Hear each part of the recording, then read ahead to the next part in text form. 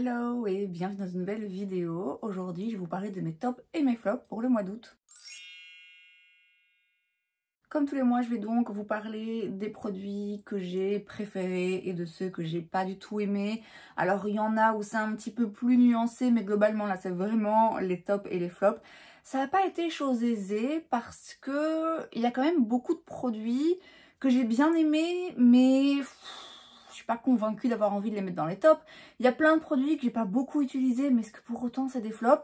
Bref, vous l'aurez compris, vous allez avoir bientôt une vidéo bof, revue rapide qui sera pour le coup bien remplie. Ici, j'ai essayé de sélectionner mes 5 produits favoris et les 5 que j'ai le moins aimés, même si je vous dis, il y a parfois un peu de nuance. Et de toute façon, comme toujours, hein, c'est mes tops et mes flops du moment et je me réserve le droit de changer d'avis.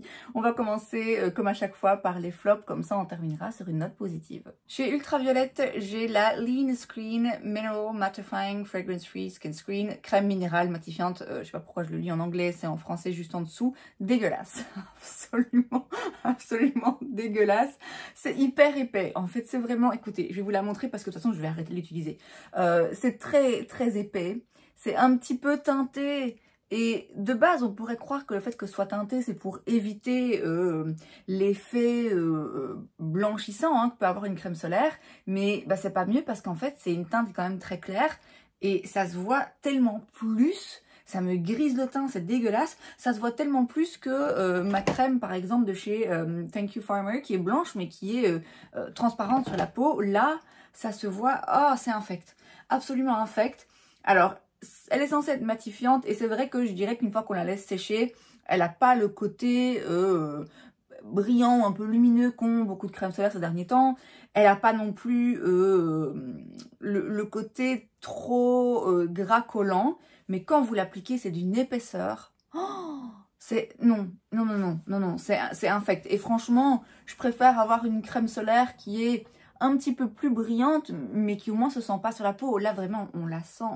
Oh non, j'aime pas du tout. Ils ont plusieurs sortes hein, de crème solaire chez Ultraviolette. J'en ai que j'ai pas encore testé. J'en ai que j'ai déjà testé, que j'ai bien aimé. Mais celle-ci, non, pas du tout. J'aime vraiment pas du tout. Je la conseille à personne.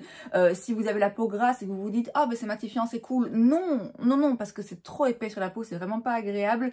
Non, vraiment. Ça pour moi, c'est un gros flop. Un autre flop, quoique un petit peu plus nuancé, cette fois-ci c'est le Under Eye Brightener de chez Catrice. Mais là c'est la teinte Warm Nude. Je l'avais acheté il y a des mois d'ici en me disant tiens peut-être que l'été ça me servira d'avoir un correcteur plutôt orangé. Mais en fait non, c'est pas adapté à ce que je veux corriger. Je pensais que ça fonctionnerait bien pour les petits sous-tons un petit peu mauves que je peux avoir parfois... en dessous de mes yeux, des petites veines qui ressortent un peu, des petits cernes, hein, tout simplement. Mais c'est un rien trop orangé pour que ça fonctionne vraiment. C'est pas un flop du produit, hein, parce que je l'ai dans une teinte plus rosée. J'avais bien aimé. C'est rien pour moi comparé au correcteur de chez Charlotte Tilbury, mais clairement, on n'est pas dans la même gamme de prix non plus. Si vous recherchez un correcteur pas cher, vous pouvez prendre celui chez Catrice dans la teinte, je pense que c'est 10 du coup, qui est un petit peu plus rosé, en fonction, enfin si vous avez le même teint de peau que moi, je veux dire. Ça, ce sera vraiment pour les carnations beaucoup plus foncées. Maintenant, je vous dis, voilà, c'est un flop parce que je l'ai utilisé une fois et que je me suis tout de suite, ok, non, ça me correspond pas du tout. C'est pas un flop d'une erreur du produit, c'est moi qui ai mal calibré la couleur qui me correspondrait. Ensuite, chez Jill Lean, j'ai le, comment ça s'appelle? Diamond Highlighter que j'ai dans la teinte numéro 2, que j'ai utilisé une fois hors caméra il me semble, et c'est un highlighter que j'ai acheté chez Yes Style il n'y a pas très longtemps. Et alors en fait c'est un flop parce que pour moi en tant qu'highlighter c'est pas ce que je recherche, en tout cas pas pour le moment. Ça pourrait franchement être un top en fonction de ce que vous recherchez et en fonction de comment vous l'utilisez. Donc en fait c'est un highlighter qui me fait assez penser au Diamond Balm de chez Fenty, où il n'y a pas vraiment de base en fait, il n'y a pas de base colorée. Et c'est juste plein de toutes petites paillettes, et ici c'est plein de petites paillettes du coup qui sont dorées. Donc c'est très joli, mais c'est vrai que moi c'est pas ce que je veux en ce moment en tant qu'highlighter. Et donc quand je l'ai utilisé comme highlighter, je me suis dit ouf, non, pas du tout ce qui me plaît. Par contre, par contre, je l'ai utilisé sur mes yeux et là je trouve ça vraiment très joli parce que du coup ça fait juste plein de petites paillettes dorées en plus. Et comme c'est un petit format, ça je vais le ranger dans mes produits, dans mes petits monos, mes petits produits pour les yeux parce que je sais que c'est comme ça que je vais l'utiliser. Pas en highlighter mais en produit pour les yeux. Donc un flop, parce que pour moi en tant qu'highlighter c'est pas du tout ce que je recherche, mais un top si vous aimez le Diamond Balm de chez Fenty que j'aime aussi hein, mais c'est pas encore une fois ce que je recherche en ce moment, et un top sur les yeux pour le coup. Les yeux justement on en parle, j'ai un mascara de chez Essence. Alors je vous ai fait une vidéo que vous verrez normalement dans pas très longtemps, hein. Je crois que c'est une des prochaines que vous verrez, une vidéo dans laquelle je vous parle de plusieurs mascaras Essence. Spoiler, celui-ci c'est celui que j'aime le moins. Je dis dans la vidéo c'est pas un flop pour autant, et là je le mets quand même dans les flops. Je le mets dans les flops parce que concrètement parmi les mascaras Essence que j'ai testé, c'est celui que j'ai le moins aimé, et que ce mois-ci quand je l'ai utilisé j'ai pas été hyper fan et du coup j'ai pas eu envie de l'utiliser. Ce n'est pas en soi un flop monstrueux, dans le sens où si on veut un mascara et qu'on veut dépenser 5 €, voilà, c'est un mascara qui coûte moins de 5 €, donc je peux pas dire que ce soit absolument terrible. Mais encore une fois, quand je le compare avec d'autres mascaras Essence que j'ai testés et que j'adore, dont un que j'ai aujourd'hui, je vais en parler juste après, voilà, je dois bien dire que celui-ci tombe un petit peu plus dans les flops. C'est pas pour autant que je vous dirais surtout ne l'achetez pas, mais c'est pas celui-là que je vais vous recommander dans la marque. Et enfin pour les lèvres, j'ai le lip gloss de chez Luna Beauty que j'ai dans la teinte Soul. Alors ça me dérange de le mettre dans les flops parce que bon, je peux pas dire qu'il est absolument horrible, mais il y a un truc, je sais pas, qui fait que quand je l'ai porté, j'ai pas été hyper fan. Je crois que c'est la couleur, il y a un truc dans le sous-ton qui là me va pas particulièrement. La texture est très très agréable franchement, mais à chaque fois que je le vois dans le tiroir de mes produits à tester, je me dis non, j'ai pas envie. J'ai pas envie parce que je sais qu'il est agréable, mais je sais aussi qu'il y a un truc qui fait qu'il est pas hyper flatteur sur moi. Donc ouais, malheureusement ça tombe plutôt dans les flops. Mais bon, il n'est pas impossible qu'à un moment donné j'utilise un petit peu plus et que je m'y fasse, mais là, pas hyper fan. Parlons de choses un petit peu plus gaies, on va aller dans les produits top, les produits que j'ai vraiment beaucoup aimés ce mois-ci. Alors, il y en a 5, il y en a 6, mais il y en a un, c'est une mention honorable parce que c'est pas la première fois que je mentionne. C'est le blush de chez Patrick Ta, celui que j'ai aujourd'hui, c'est le Just Enough. Je les ai déjà mis dans mes tops, donc bon, je vais pas les remettre à chaque fois. Le mois dernier, j'avais mis un dans les flops, mais c'est parce que la couleur, en fait, était beaucoup trop intense pour moi. Et donc, du coup, j'ai envie de rappeler quand même que globalement, ces blushs, c'est des tops, c'est des blushs absolument, absolument incroyables. Bon, voilà, on va dire que ça, c'est une petite mention honorable. Autre top qui n'est pas exactement une nouveauté, mais j'ai envie d'enfoncer le clou un petit peu, c'est le Forever Glow Maximizer de chez Dior. Ici, j'ai pris la teinte Peachy. Je vais me prendre une teinte rosée, c'est sûr. Sûr et certain.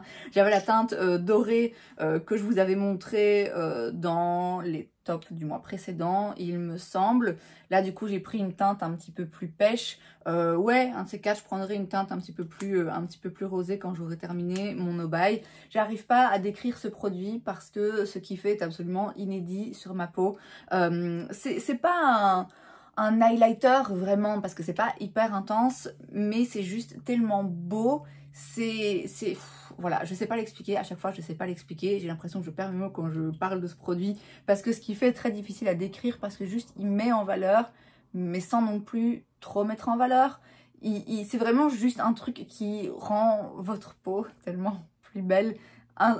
Un produit splendide, magnifique, une formulation. Franchement, je comprends pas trop comment ils ont fait ça, mais c'est très beau. C'est vraiment très très beau. Ça n'a l'air de rien, mais c'est une beauté tout en finesse et tout en subtilité qui fait que c'est vraiment toujours beau. C'est juste beau, j'ai pas d'autres mots. On reste chez Dior, on reste dans la beauté absolue. Alors, c'est une découverte, oui et non. Donc c'est la Dior Backstage Glow Face Palette que j'ai dans l'harmonie Glitz, que je prendrai un jour dans une harmonie un petit peu plus rosée. C'est pas à 100% une découverte parce que je l'utilisais quand je travaillais chez Sephora sur les clientes assez régulièrement parce que je savais que c'était une très belle palette. Donc voilà, je suis pas surprise quand je l'ai essayé récemment dans un test. Je me suis pas dit, oh ouais, je m'attendais pas à ça. Voilà, je savais que ça allait être très beau. Il n'en reste pas moins que c'est très beau et que c'est important de le mettre dans mes tops parce que j'ai tout le temps eu envie de l'essayer, enfin de l'utiliser. Les quelques fois où je faisais un make-up un petit peu plus rosé, où du coup cette palette, je trouve, allait pas trop avec. J'étais déçue de pas pouvoir m'en servir.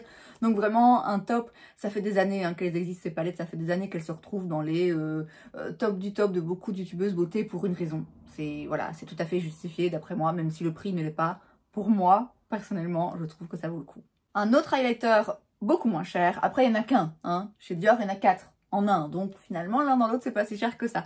Je sais plus combien il coûtait mais je l'avais acheté sur YesStyle, c'est de la marque Clio, c'est le Prism Highlighter. J'ai la teinte numéro 1 Gold Sheer. Alors j'ai hésité à le mettre dans les tops parce que c'est vrai qu'en ce moment il est rien trop clair quand même pour moi, mais c'est un top et je sais que dès que j'aurai perdu mon bronzage, c'est un highlighter vers lequel je me tournerai très souvent parce que, bon vous voyez là, c'est quand même très clair.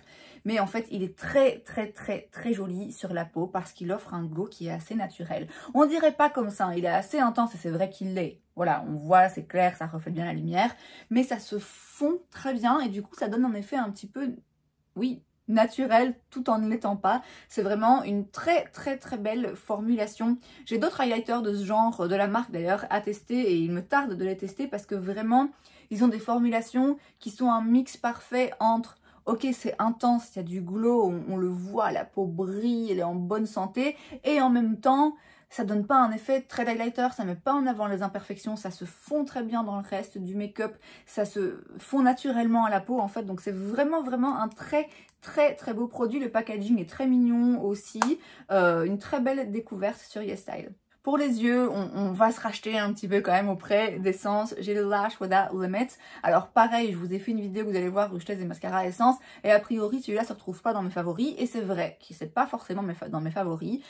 Mais j'ai quand même envie de le mettre en top ce mois-ci parce que en fait il fait quelque chose de différent par rapport à mes autres mascaras Essence et je peux un petit peu plus celui-ci l'utiliser quand je veux un mascara plus discret. Donc je l'ai aujourd'hui, vous voyez, il allonge bien, il sépare bien surtout, il sépare bien les cils. Moi a priori je préfère la mascara qui offre plus de volume et donc c'est vrai que les Lash Princess c'est toujours mes favoris chez Essence. Mais quand j'ai envie de quelque chose de plus naturel, ce mascara franchement il est pas mal quand c'est encore une fois le prix auquel il se vend. Et en plus de ça, il existe en brun. Donc pareil, quand mon no-buy sera terminé, je pense que je le prendrai en brun parce que du coup, ce sera vraiment le mascara quotidien idéal parce que je vous dis, il est joli, il se voit, mais sans être trop intense non plus si on veut avoir un mascara léger et discret. Et puis le brun, bah, c'est pareil, c'est très bien aussi pour avoir un truc un petit peu plus discret et moins dur que le noir. Et enfin, pour les lèvres, j'ai le crayon à lèvres de chez Fenty. Alors, j'ai hésité à le mettre dans les tops. Vous l'aurez compris, les tops et les flops, ça a été un petit peu compliqué ce mois-ci, en grande partie parce que je me suis pas beaucoup maquillée. Et du coup, j'ai eu un petit peu du mal à déterminer vraiment des favoris et des perdants. Et il y a pas mal de produits où je me suis dit, ouais, ok, j'aime bien, mais je suis pas sûre. Donc celui-ci, j'ai hésité jusqu'au dernier moment. J'ai quand même envie de le mettre dans les tops parce que j'ai quand même l'impression, même si je l'ai pas utilisé 1000 fois, j'ai quand même l'impression qu'on est sur une très bonne formulation. Pourquoi? Parce qu'il est très crémeux. Il est très crémeux et donc il glisse. Il n'est pas non plus trop... c'est pas un truc crémeux qui va dégouliner et qui va faire qu'on va pas avoir un trait précis. Il y a vraiment moyen d'avoir un trait assez précis avec ce crayon et de l'utiliser sans en mettre partout. Mais comme il est crémeux, il glisse, il est facile à estomper dans le reste des lèvres. Il est vraiment très agréable à utiliser, mais il sèche. Et donc contrairement à un liner crémeux qui reste un petit peu trop crémeux, qui va après baver, ou du coup je vous dis on se loupe un petit peu, assez rapidement, après quelques minutes en fait il sèche et ce qui le rend très longue tenue. J'aime aussi beaucoup la couleur que j'ai pris qui est assez foncée hein, mais c'est ce que j'avais envie de tester. Pour le coup j'avais envie d'un eyeliner, d'un lip liner pardon, un petit peu plus brun foncé. Je serais très franchement tentée hein, de le prendre dans d'autres teintes. Je pense pas que je le ferai même si c'est un top parce que vous savez moi j'utilise beaucoup les crayons à lèvres de chez Catrice qui coûtent 3 € et qui sont très bien aussi. Je pense pas que ce soit nécessaire de mettre 20 balles pour ce crayon à lèvres mais en l'occurrence il m'a plu à chaque fois que j'ai utilisé.